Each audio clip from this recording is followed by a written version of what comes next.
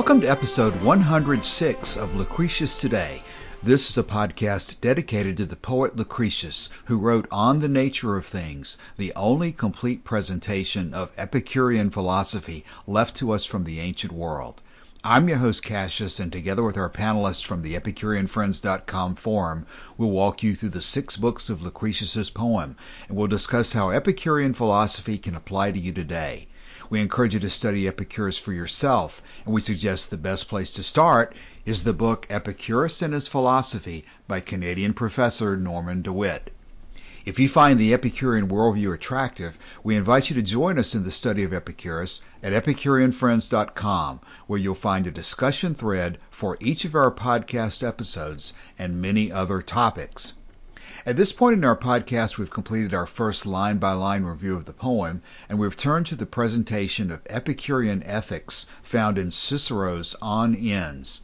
Today we return to the Torquatus text and look more closely at this list of core Epicurean doctrines. Before we get started, I need to apologize to our listeners this week because I experimented with a new microphone in the recording of this episode, and the result was much worse than normal rather than better. I'll be back to my normal microphone next week, and in the meantime, I apologize for the lack of audio quality in today's episode. Now let's join Joshua reading today's text, and let's join the discussion. It was indeed excellently said by Epicurus that fortune only in a small degree crosses the wise man's path, and that his greatest and most important undertakings are executed in accordance with his own design and his own principles, and that no greater pleasure can be reaped from a life which is without end in time than is reaped from this which we know to have its allotted end. He judged that the logic of your school possesses no efficacy, either for the amelioration of life or for the facilitation of debate. He laid the greatest stress on natural science. That branch of knowledge enables us to realize clearly the force of words and the natural conditions of speech, and the theory of consistent and contradictory expressions. And when we have learned the constitution of the universe, we are relieved of superstition, are emancipated from the dread of death, are not agitated through ignorance of phenomena, from which ignorance, more than anything else, terrible panics often arise. Finally, our characters will also be improved when we have learned what it is that nature craves. Then again, if we grasp a firm knowledge of phenomena, and uphold that canon which almost fell from heaven into human ken, that test to which we are to bring all our judgments concerning things, we shall never succumb to any man's eloquence and abandon our opinions. Moreover, unless the constitution of the world is thoroughly understood, we shall by no means be able to justify the verdicts of our senses. Further, our mental perceptions all arise from our sensations, and if these are all to be true, as the system of Epicurus proves to us, then only will cognition and perception become possible. Now, those who invalidate sensations and say that the perception is altogether impossible cannot even clear the way for this very argument of theirs when they have thrust the senses aside. Moreover, when cognition and knowledge have been invalidated, every principle concerning the conduct of life and the performance of its business becomes invalidated. So, from natural science, we borrow courage to withstand the fear of death, and firmness to face superstitious dread, and tranquility of mind through the removal of ignorance concerning the mysteries of the world, and self-control arising from the elucidation of the nature of the passions and their different classes. And, as I showed just now, our leader again has established the canon and criterion of knowledge, and thus has imparted to us a method for marking off falsehood from truth. Joshua, thank you for reading that for us this morning. We are going to be tackling these 2 passages that you've just read, which are listed as 63 and 64 in the text. And I don't know if we're going to make it all the way through both of them today. We'll just go through them as fast as it seems appropriate for us to do so. If we need to take a couple of episodes, we'll do that. But for the time being, we'll try to tackle both of them today and both of them together because they're probably the most directly targeted at the issues of epistemology and the canon of truth that we're going to have in the letter. We've come from several weeks in the past talking about the issues of the relationship between pleasure and virtue and all sorts of other problems over the last several weeks.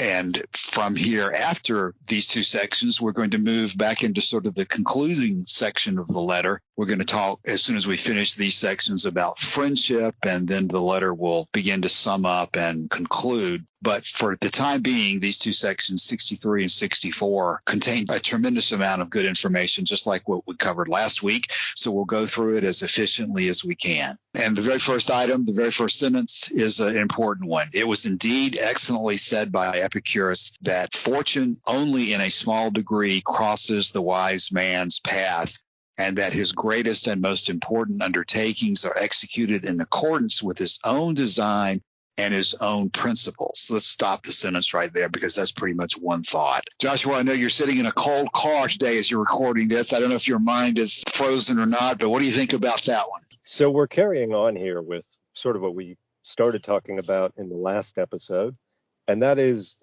what is the characteristic of the wise man? And this seems to be an obsession of ancient philosophy. And we talked a lot about what constituted the life of wisdom, and we're just continuing through with that. So what he goes on to say here is that fortune only in a small degree crosses the wise man's path. So just taking that chunk, this seems that for some reason this seems to have been a huge sort of obsession in Epicurean philosophy. The idea that we're not bound by, certainly not bound by fate, and even, fortune. As we're going to see in this passage, this idea that we're not bound by fortune, or that fortune only in a small degree crosses the wise man's path, is going to arise partially because of the Epicurean system of nature and of the universe. And when you look at some of the other Greek systems for nature, they didn't allow for, like Democritus, for example, believed in atoms and void, but he believed that atoms and void, the necessary result of that was that we have no free will. And so free will is one of the most important subjects in philosophy, ancient or modern. And what Epicurus is saying here is he's already said that we have free will. We already know that from his physics, in which he introduces the Klinemen, or Klinomen would be the Latin word for it, the swerve. The swerve, yes. Yeah. And the result of that is that we're not bound by a lack of free will. He thought it was very important that we have free will. And not only do we have free will, we have the ability to order our lives in such a way that fortune or chance doesn't impact upon the wise man. Because, for example, let's say you've had the bad fortune to have your house burned down in a wildfire. And there's a lot of that been going around these last couple of years, it seems like. Don't get me wrong, that's a horrible thing to have happened. But what he's saying here is when you consider what's important, you're not going to be as impacted by stuff like that. This is not a stoical sort of, you're indifferent to these things. I'm not suggesting indifference, and I don't think Epicurus is suggesting indifference. But by keeping in mind what's really important, you sort of lose your obsession with things that are not as important. Joshua, in fact, you've corrected me. I every time I read this material, I come up with a different angle on certain parts of it. And I was prepared for you to just immediately talk about Principal Doctrine 16. But really, you're right to focus on it the way you did, because even though this translation uses the word fortune, that fortune only in a small degree crosses the wise man's path, that really is the big issue that he's probably focusing on. He's focusing on fate and the word fortune. And the issue is whether there is some force in the universe, whether the gods or whether the three fates or the old women spinning the threads of fate and so forth is the analogy, I think, in the Greek mythology, whether there is some force like a supernatural intent or providence that sets a particular path, that everything is going to happen according to that path, or that decides to change its mind randomly and deviates from that path at unexpected time. And when you were talking about the word obsessions, clearly that's one of the big questions of life not only for the Greek philosophers, but just is there some force in the universe that is determining the events that happened? I was led astray because this is clearly related to Principal Doctrine 16, but just to remind you, everybody, what that is, 16 is in but few things chance hinders a wise man. And that's pretty much exactly what we've been talking about. Then it continues on, but the greatest and most important matters reason has ordained, and throughout the whole period of his life does and will ordain.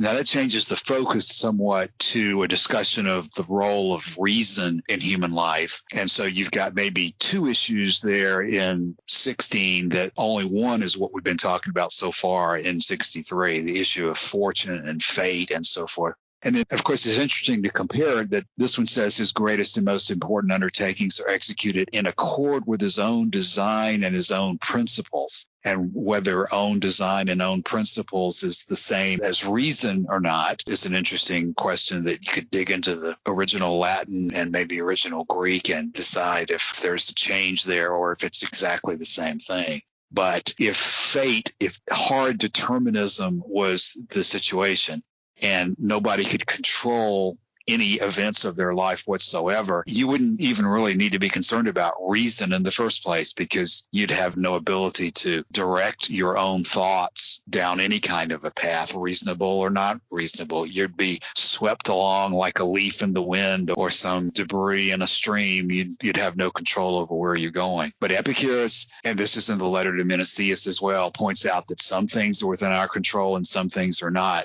But this is a clear statement that Epicurus is saying that fortune, quote, only in a small degree crosses the wise man's path. So he's staking out his position that there are things that are unpredictable in life, but that if you order your life appropriately, you can keep that instability largely in control. Martin, this is kind of physics in your area, so where do you weigh in on fate and fortune? Yeah, I mean, in this part, I don't really see the fate thing here. I see the fortune aspect here. And that would still be compatible with a randomly occurring universe. No? But because these random events in the universe, they also go along with predictable sequences and consequences, or with a reasonable probability predictable. And that is then what we can do by using reason to make proper plan to reduce the impact of fortune or luck on us. No? And another way that he translates this concept, he translates it as necessity.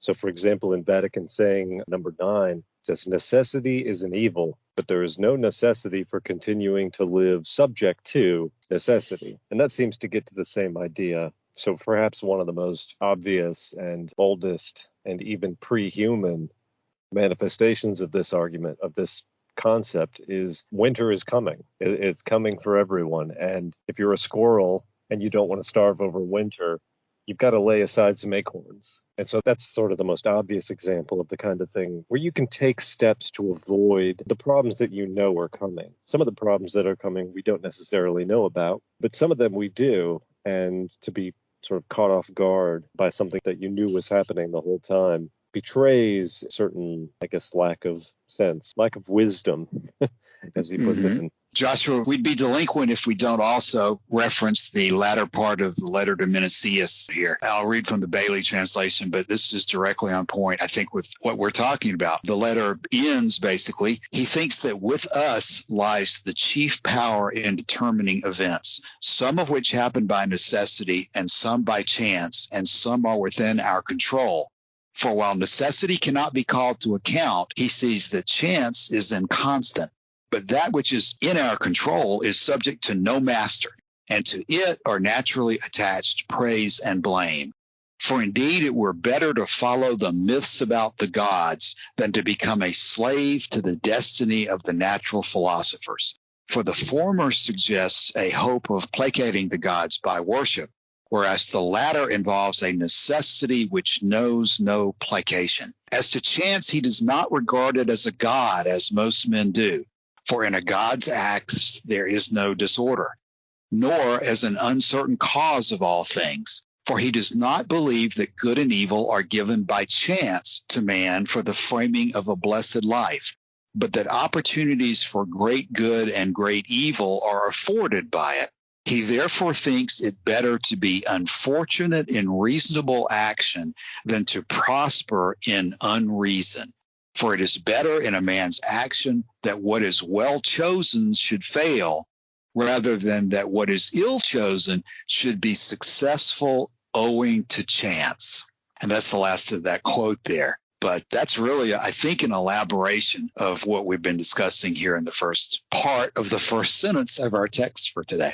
Anything in that spur any thought, Joshua or Martin? Well, I was attracted to this idea that fortune or chance could be a god. And indeed, there was a Greek goddess, Tyche, I think is how that would be pronounced, who was the goddess of chance, who was the equivalent of the Roman Fortuna, a capricious dispenser of good and ill fortune. So, this is one of the most commonly commented upon ideas just in general, not even anything to do with Epicurean philosophy. And so there's all these different stories and anecdotes. I'm thinking of one, I think it came from China, it was something like, anyway, I don't even want to go into it, but if I remember it, I'll put it in the show. It's a story about the boy who pulls out the horse. Have you heard that one? Okay, it's the way it starts out. You've got this farmer in China who's got this horse, and the horse is really unruly. He's untamable. And then his son manages to tame the horse. So an unruly horse is useless, but a horse that can be tamed is a useful farmer. So his son manages to tame the horse. So his neighbor comes over and congratulates the man because now he's got a horse that he can actually use. Well, then his son the next day falls off the horse and breaks his leg. So the neighbor comes over and says, well, that's bad luck. I'm sorry to hear that about your son. And to all of these problems, the response of the father, the response of the farmer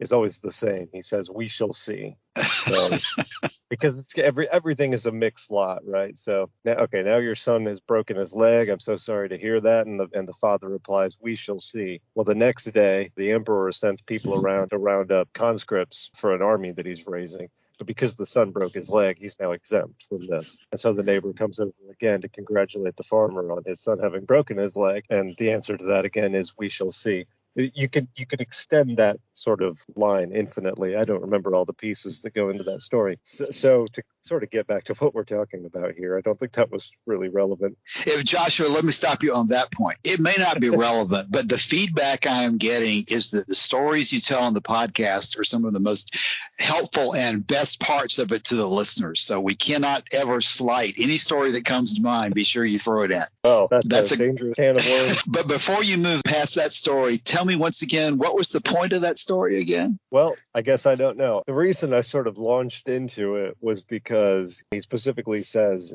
in that passage you quoted from the letter to Menicius, he says, we do not consider chance or fortune to be a god. And then when I go to look at Tyche or Fortuna, who are the Greek and Roman, respectively, goddesses of chance and fortune, the point that was made there was that chance is not always something bad that happens to you, right? The way it's described is the capricious dispensation of good or ill fortune. So sometimes things happen to you totally by chance that are good. As Epicurus says, opportunities for great good and great evil are afforded by it.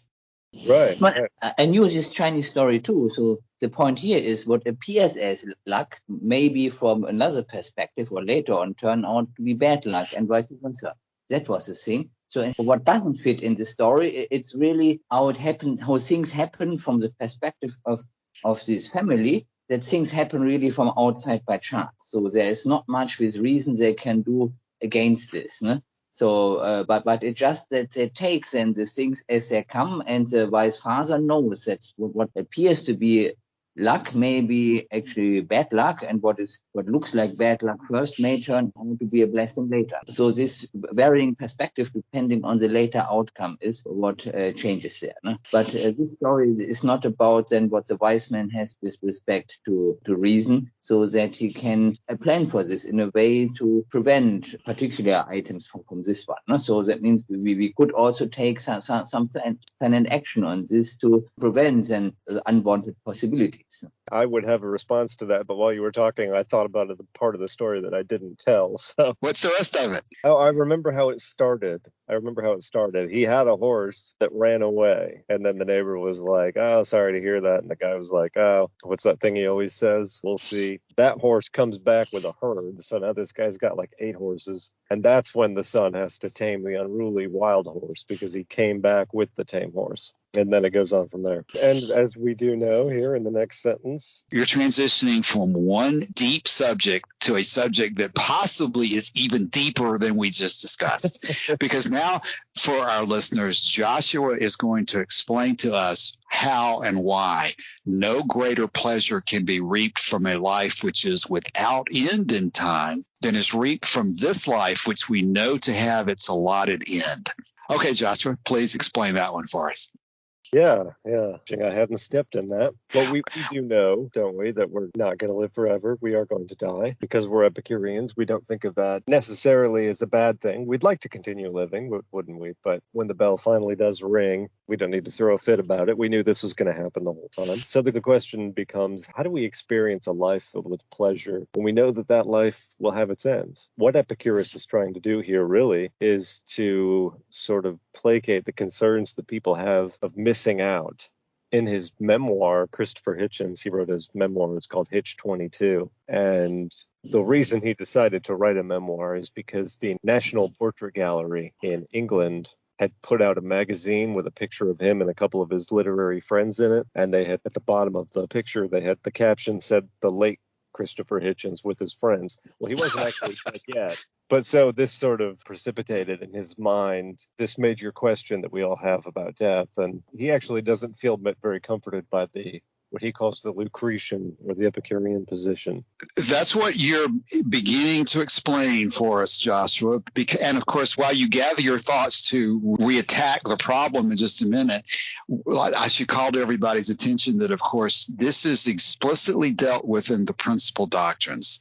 Starting with 18, it's mostly Principal Doctrine 19, but it's also contained somewhat in Principal Doctrine 20. But while Joshua is thinking there, 18 is, quote, "The pleasure in the flesh is not increased when once the pain due to want is removed, but is only varied. And the limit as regards pleasure in the mind is begotten by the reasoned understanding of these very pleasures and of the emotions akin to them, which used to cause the greatest fear to the mind." But even more specifically, Principal Doctrine 19, and he's not just trying to comfort you, he's making a specific statement about the nature of things that we need to understand. I'm not sure I'm prepared to explain it to anybody, but this is the statement, quote, "Infinite time contains no greater pleasure than limited time if one measures by reason the limits of pleasure." And then 20 elaborates further. And again, these weren't even divided by numbers when they were originally written in all likelihood.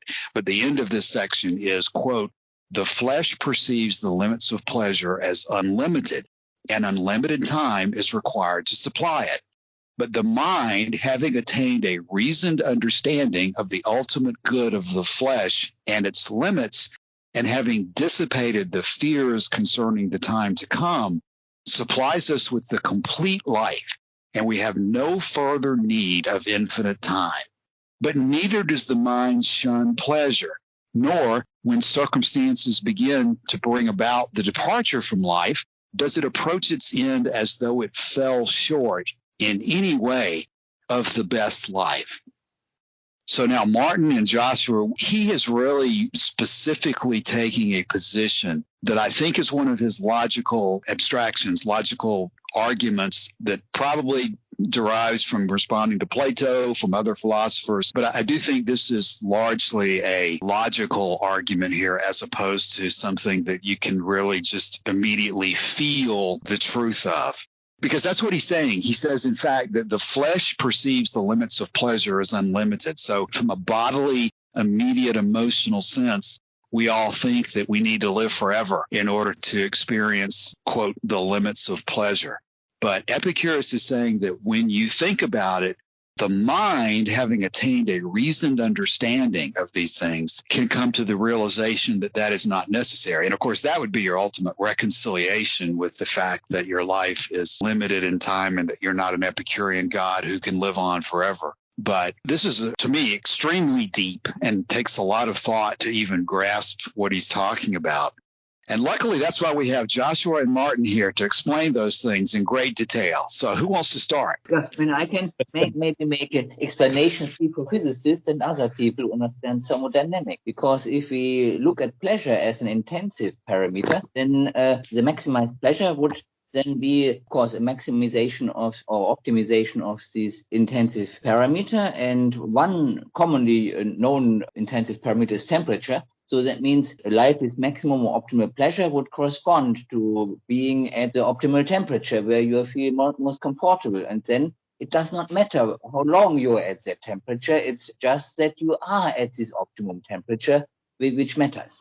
Two things there, Martin. I remember early in our episodes of the Lucretius podcast here, we were talking about, I think we talked about it as the time under the curve or the area under the curve or something like that. We were talking about the potential of attempting to chart that out, to diagram the area under the curve, I think is partly what you're referring to. And in fact, I think, and so that's point number one. I don't know whether we can go anywhere with that or not, because I can't remember the details of what we talked about before right this second. Maybe we can find it on the form if we search back. But point number two would be, your statement reminds me exactly of one of the analogies that DeWitt uses in his book. He talks about the pleasure of climbing to the summit of the Alps or a particular mountain, Mount Everest. The pleasure of getting to the summit of Mount Everest is not particularly increased by simply staying there longer. That once you get to the summit, you're at the summit and you've achieved the height, which cannot further be improved. That's part of this whole argument, too, about the limit of pleasure and the issue of whether the best in life is something that can always be improved or whether it is something that has a limit to it. All of this is very deep and going to be beyond our ability to explore it with the detail that it deserves, and hopefully we'll come back to it at some point. But we won't come back to it and we won't leave it until Joshua has explained it to us from his perspective. Well, what's interesting for me is that there's this anxiety about dying and not being able to experience the rest of the pleasure that life has to offer. But there's a sort of a twin anxiety there. There's an anxiety about eternal bliss. And there's, I think, quite a large body of literature on the subject. People have a real anxiety about heaven not measuring up, about eternal bliss getting boring after a while. The way you express it, Cassius, is playing harps in heaven. I think that would get old after about 12 minutes. So I guess the conclusion I draw there is we're just an anxious species, aren't we? But I've kind of lost track of where we left off. We're bouncing back and forth. I think you're continuing to focus on sort of the issue of reconciling yourself to the fact that you're going to die at some point and just stopping the anxiety that comes from that and dealing with the pain of thinking about the fact that your life is limited in time. And that's certainly the practical side of it, maybe the whole motivation for what we're talking about. But it's very interesting, too, and I don't know whether I'll be able to get to drag you into this part of it or not, but the part that Martin has talked about, I think it really is fascinating to consider how he is logically attacking this problem. And although I don't see it in these particular principal doctrines, 19, 20, and 21, there's throughout some of the other texts a discussion of purity as well, in terms of pure pleasure and so forth. There seems to be an argument involved that the attainment of pure pleasure is superior in some way to a potentially larger volume of impure pleasure. And when I say impure, I mean mixed pleasures. There seems to be an implication in some of the texts that another way of looking at the issue of the limit of pleasure is when that pleasure has been distilled down so that it's totally pure and has no pain within it mixed at all. There's something going on here with this perspective of Epicurus, that this attainment of a totally unmixed, totally pleasurable state is something that cannot then be improved. That's Martin's, I don't know if you'd call that mathematical or geometrical or calculus analogy, Martin. But there's something about that perspective that conveys meaning that's not clear to those of us maybe who don't focus on the mathematical or the logical side of the argument. Martin, can you say anything more about that issue of, I've already forgotten, in fact, how you described it. Is it calculus that you're talking about? No, it was thermodynamics. Thermodynamics. Can you repeat it again in summary? Yeah, the idea is that we see pleasure as analogous to an intensive parameter in thermodynamics. And then it's and one intensive parameter in thermodynamics is temperature. And similarly, like where we have a maximum in pleasure, where we want to be, for us, it's being at an optimum temperature is what we like to be. If it's too hot, we will feel uncomfortable or even get health consequences. And if it's too cold as well. So, and that means we want to be there at this optimum point. And that is then what counts. No? So amount of time, the integral of temperature over time has no meaning for us. But what matters is that at every time we are what can be under the circumstances we live in the optimum temperature. And that is an analogous to pleasure as well. I'm trying to think of how to transition that to this other analogy, but we're also kind of talking about the nothing new under the sun question of variation, because that's what 18 was talking about, that the pleasure is not increased, but it's only varied. I guess the analogy might be that there's no benefit from varying the temperature. If you're talking about the optimum temperature of something, whether you go hotter or colder, you're saying that there's something less than optimum when you vary from that optimum point.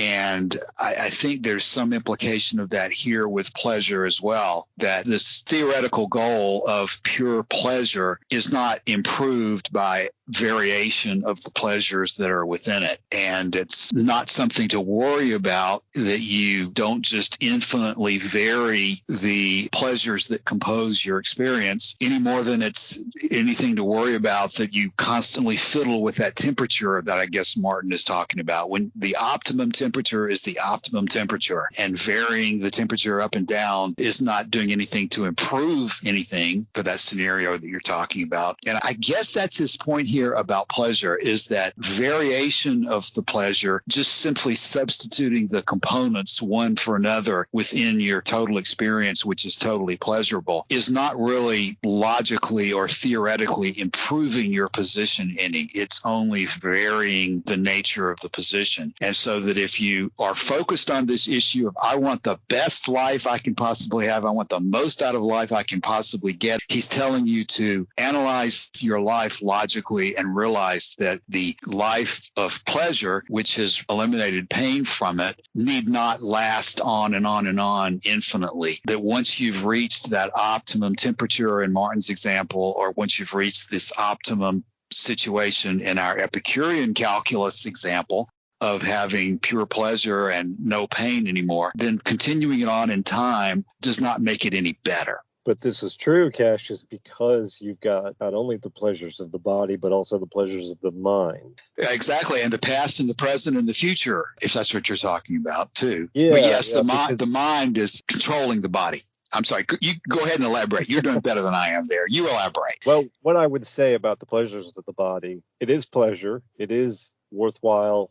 It is a good in itself, but the pleasures of the body, it's difficult to have bodily pleasures that are not unmixed with a kind of pain or anxiety, because the problem with bodily pleasures is you experience them in the present moment, and you can't experience pleasures of the body in the retrospective, for example, by looking at the past. In fact, he expresses it, what's the way that you rival Zeus for happiness? By having little bread and cheese or something like that. By having your wants fulfilled and then being assured of having them fulfilled in the future. That's the key thing there, is in the future. But when it comes to bodily pleasure, you can't be sure of having your expectations filled in the future. But when it comes to mental pleasure, you can draw on the whole spectrum of pleasure throughout an entire human life. In fact, you can draw on pleasures you've already half forgotten. This happens sometimes to me when for some reason, I remember something maybe about my childhood that I'd totally forgotten. I shouldn't say totally forgotten. I'd almost almost completely forgotten. And then you just remember like one little tiny bit of it. And then, I'll talk to my sister and she'll be like, oh yeah, we did this and that. And then something that you've almost completely forgotten, then you can draw pleasure out of again in the present moment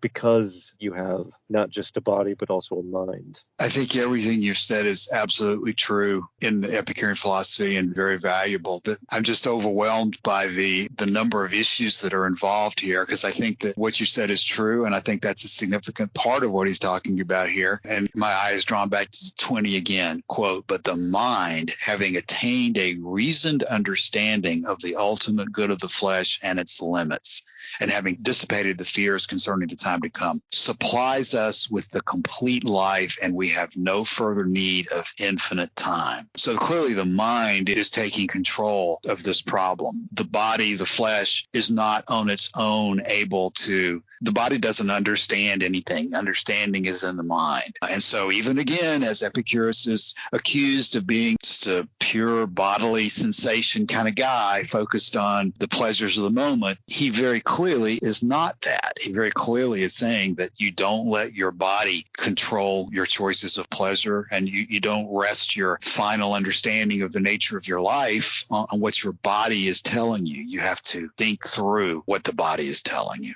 So you're absolutely right, Cassius. There's a whole lot going on in the text here. Well, okay, I'm trying to decide. We're going to come to the end of our episode for a whole lot longer, and we have not really even at this point begun the discussion that I pledged was the topic today, which is sort of the epistemology issue. But why don't we just at least read the next sentence and see where that leads us right now? Because he's made this point that the mind allows you to reconcile yourself to death and not be concerned that you need to live forever. And then he continues and switches the topic and says, he judged that the logic of your school possesses no efficacy, either for the amelioration of life or for the facilitation of debate. Now, Joshua, I know that you constantly are telling your Stoic and your Platonic and your Aristotelian friends the logic of your school possesses no efficacy for the amelioration of life or the facilitation of debate. So when you say that to your friends, Joshua, what do you mean by that? Yeah, when you say we're going to move on to the next sentence, we're moving on to the second sentence. It's probable that we're not going to get past the second sentence here. And Martin in the past has even given us a special presentation on the topic that we're discussing here now. So what does he mean by the logic of your school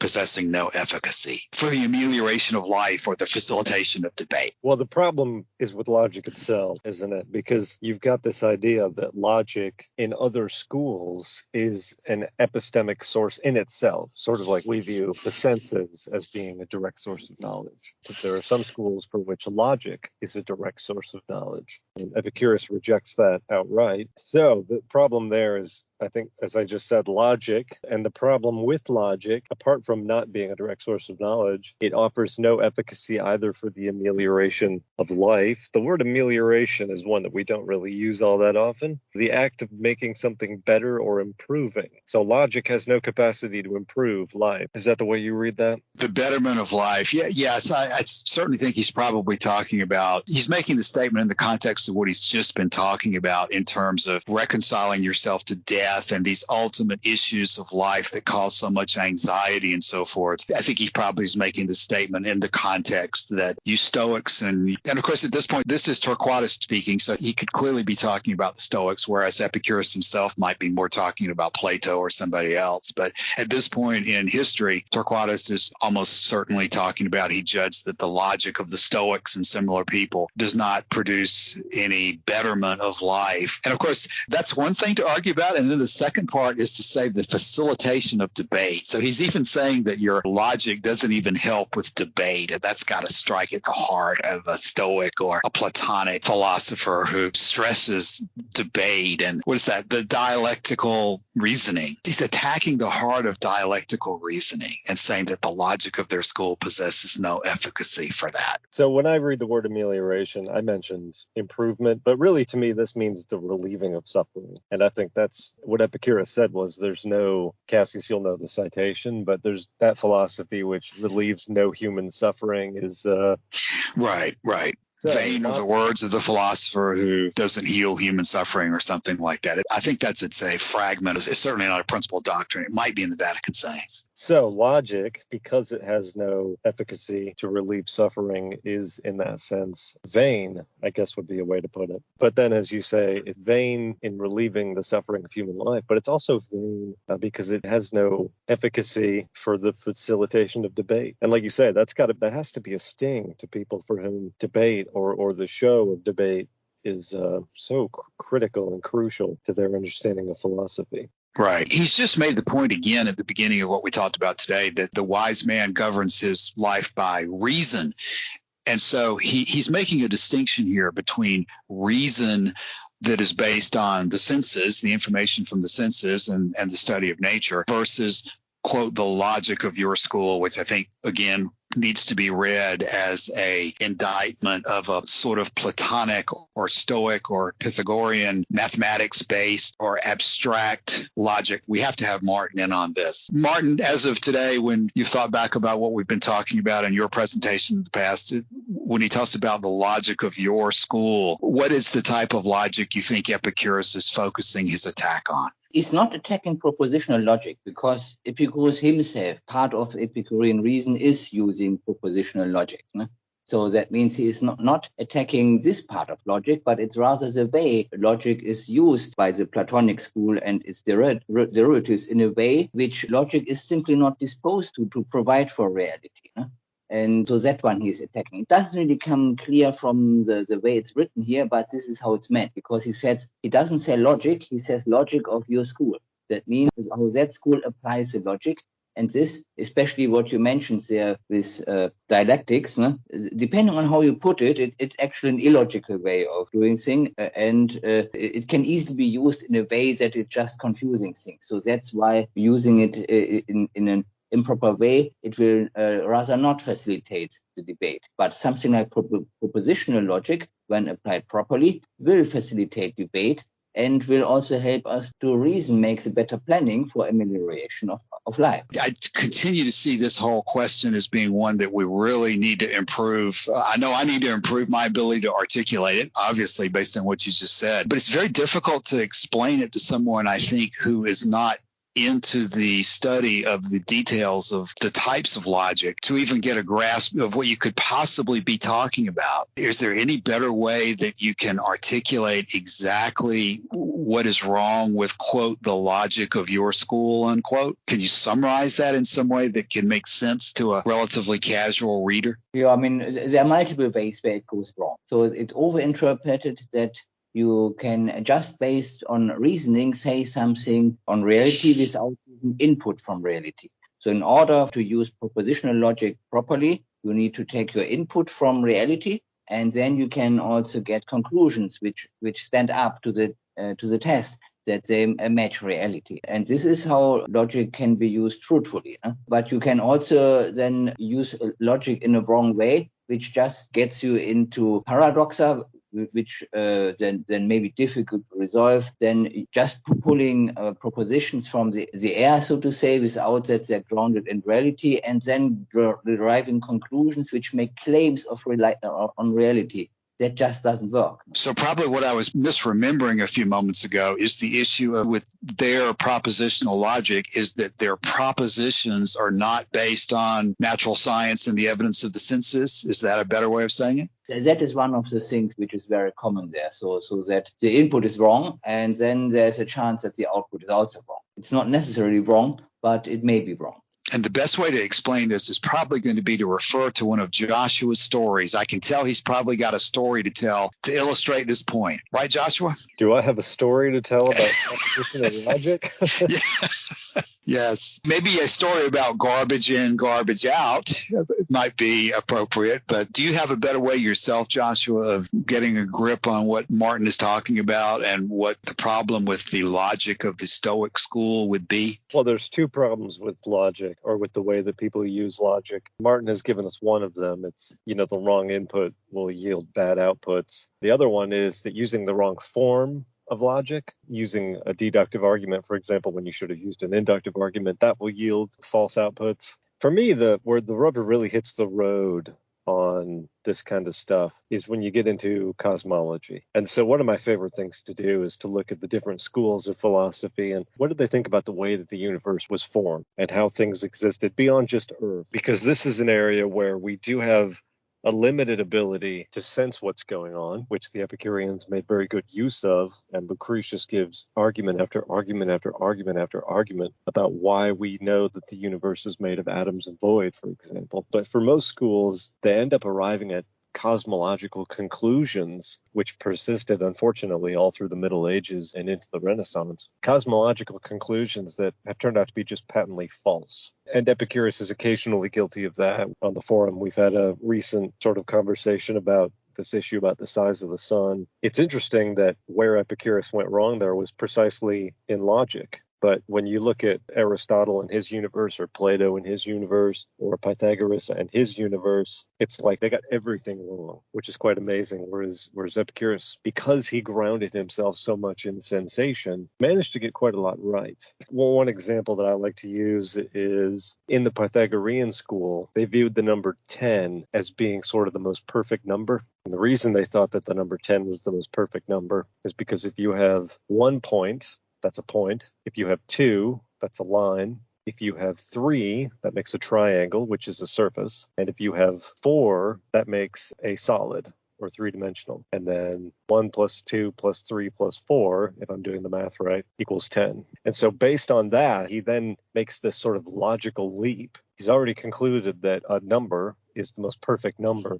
I don't even know what it means to talk about a number as being perfect. It's like any other number. But he's already made this logical leap to say that the number 10 is the perfect number. Now he's going to make a second logical leap and say, because the number 10 is the perfect number, then when you look at the heavens, which are, as compared with the baser substance of the earth, are more perfect than earth and then the things that are on earth, he arrives at the conclusion that there must be 10 sort of crystal spheres around the earth. And this is where you've got the moon on one sphere, you've got the sun on another sphere, you've got spheres for different planets, spheres for, what was it, the eternal fire or sacred fire or whatever he called it. So that's an example of how you can start with very little in the terms of knowledge and then use logic to turn what little you know into absolute nonsense. You can see that with Pythagoras and his cosmology. Although, keep in mind, when I blamed Pythagoras, almost none of his writings survive. So really, this could be his followers that are the real problem here. But Plato arrived at sort of similar conclusions about the cosmos, and Aristotle, and I had a post on the forum where I really went into Aristotle's view of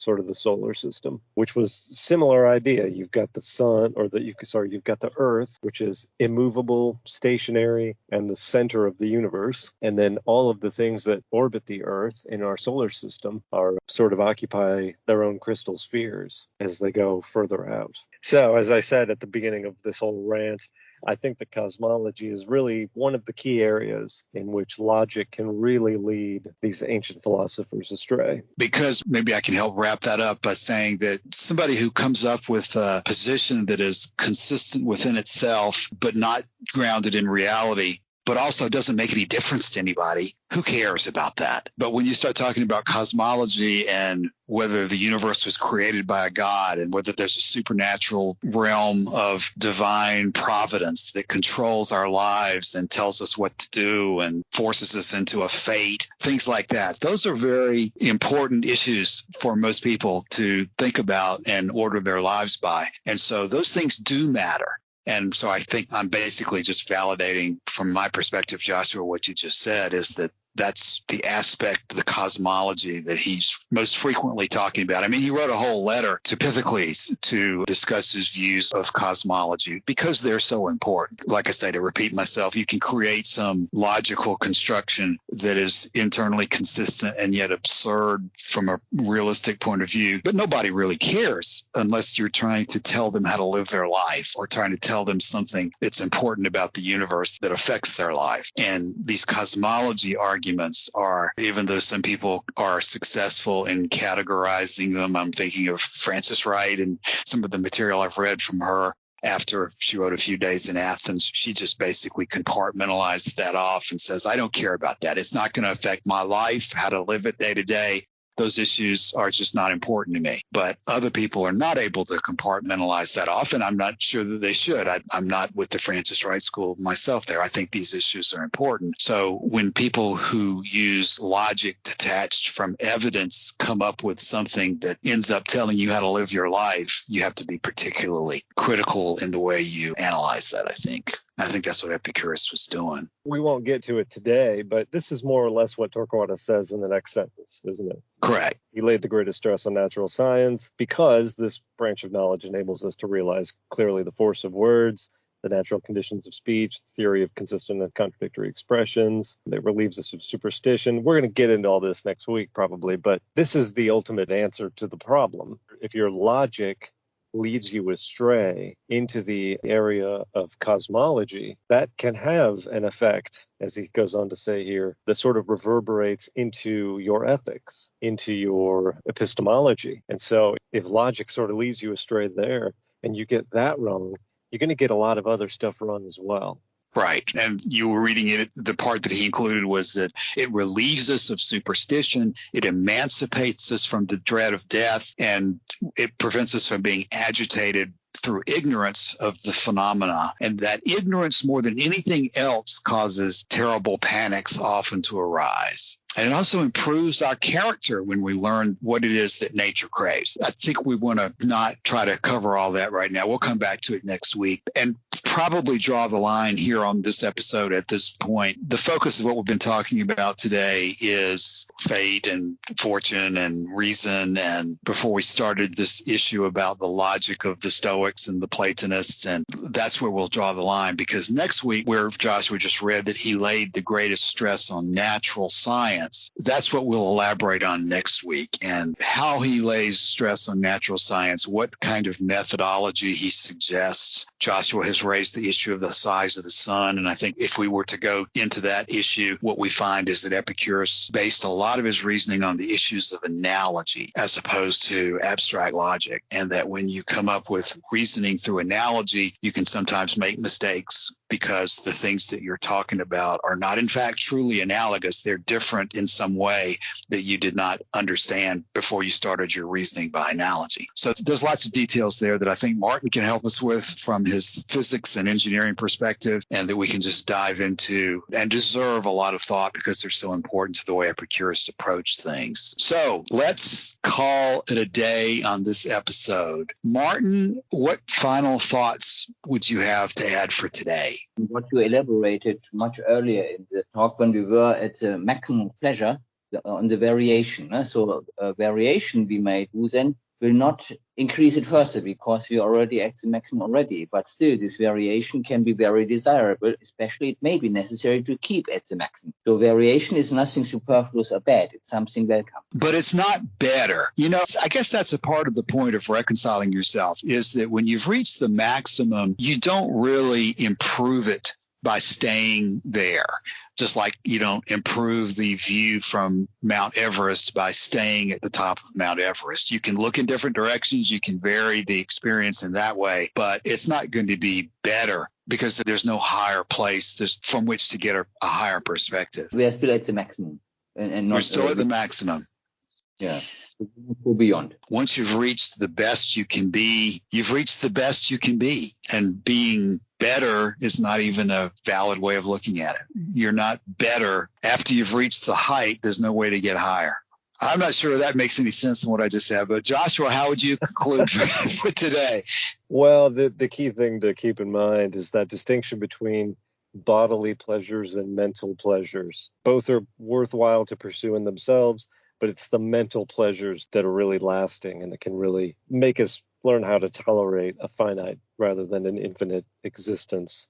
And I'm reminded of that by this quote by the English poet John Milton, who wrote Paradise Lost. The mind is its own place and can itself make a heaven of hell, a hell of heaven. I can already see the wheels spinning in your head, Cassius, because I know that even that, too, has its own limitations. And we would never suggest, for example, that the mind is a fortress and that anything that crashes against it sort of can be repelled, because the mind can be sick, too. But the key thing to remember here is that because we have mental pleasures, we're not bound by the temporal limitation of the physical. I mean, we are, of course, we are physical and we live in a physical material universe. But because we have a mind, even if we're experiencing troubling emotions or pain or suffering in the present moment, we can always find pleasure, whether it's in the past or whether it's in anticipating the future, that can make this moment better. I would agree with everything you said. Yeah, I'm trying to think if there's any other perspective that I could add to close the episode that might help with that. And you know what occurs to me to say there, Joshua, is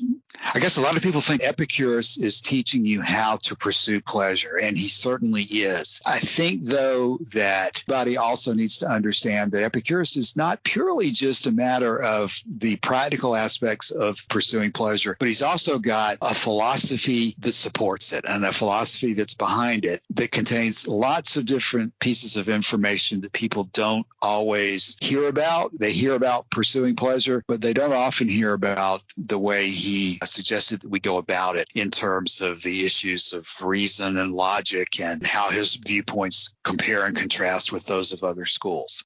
So hopefully we've brought a little bit of light to that subject today. And we'll try to bring more light to it next week when we really dig into Epicurus's version of the right way to think and the right way to pursue natural science. So with that, we'll close for the day and come back next week. So thanks, everybody, and talk to you next week. Goodbye. Okay, bye. Goodbye.